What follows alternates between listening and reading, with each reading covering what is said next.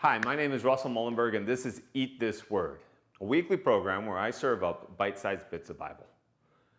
The Bible passage we're going to be looking at this week is 1 Peter 2, verses 9 through 10. It's a wonderful passage. It says this, "But you are a chosen people, a royal priesthood, a holy nation, God's special possession, that you may declare the praises of him who called you out of darkness and into his wonderful light.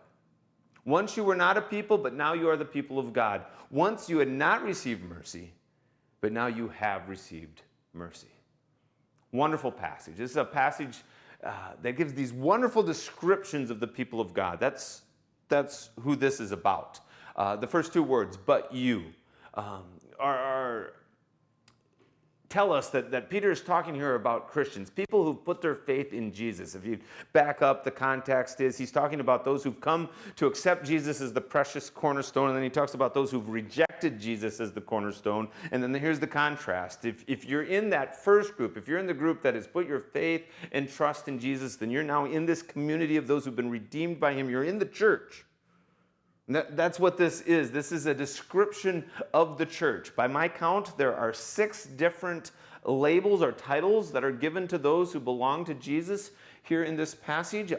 They're chosen people, a royal priesthood, a holy nation, God's special possession. And then verse 10, the people of God, those who've received mercy. And so my aim is to spend 3 weeks in this wonderful passage. This week we're going to talk about the titles that are found there in verse 9.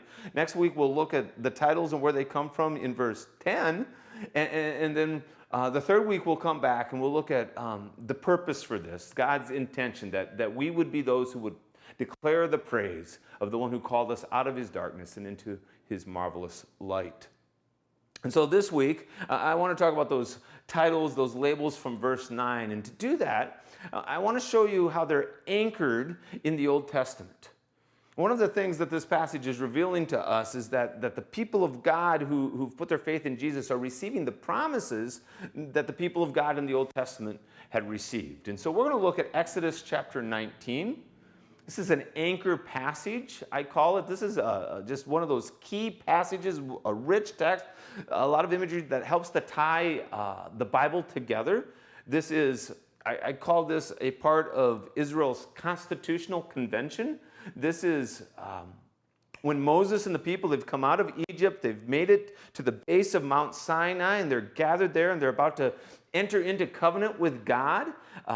Exodus 19, Exodus 20 is when God gives the 10 commandments. And so here's this sort of preamble to that relationship. And God's going to explain both what's happened and what's to come. And that's what this passage is. And here's what it says. "You yourselves have seen what I did to Egypt and how I carried you on eagle's wings, brought you to myself.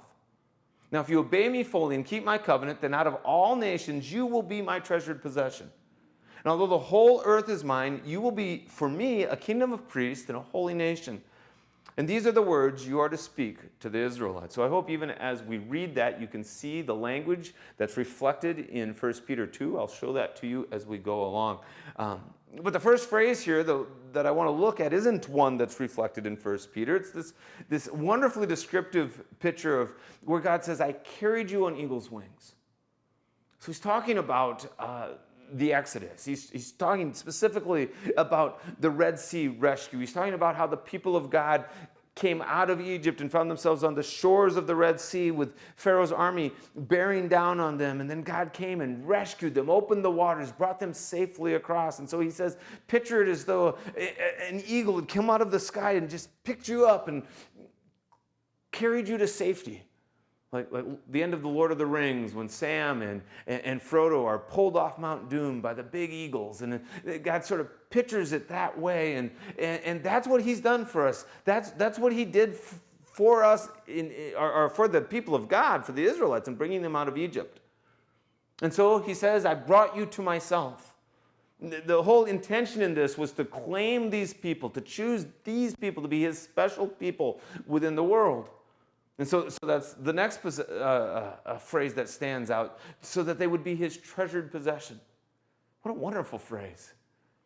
One of God's purposes in rescuing the Israelites from Egypt was that he had chose them out of all the peoples of the earth to be his special treasure, his prize group of people. In fact, I'll jump to a different passage here where that language is used again in Deuteronomy. Very similar passage where God is establishing his covenant.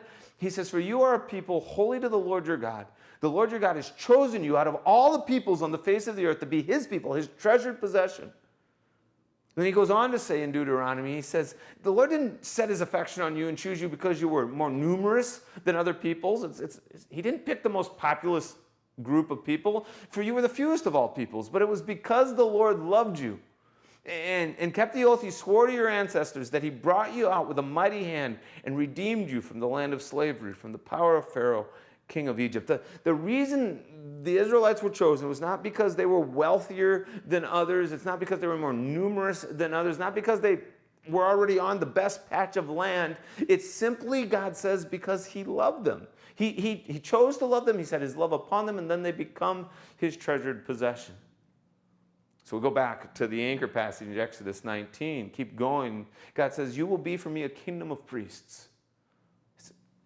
A priest is a go-between between the people and God. It's really priests who have access to God. And now God is envisioning a whole nation, a whole kingdom where everyone has access to him.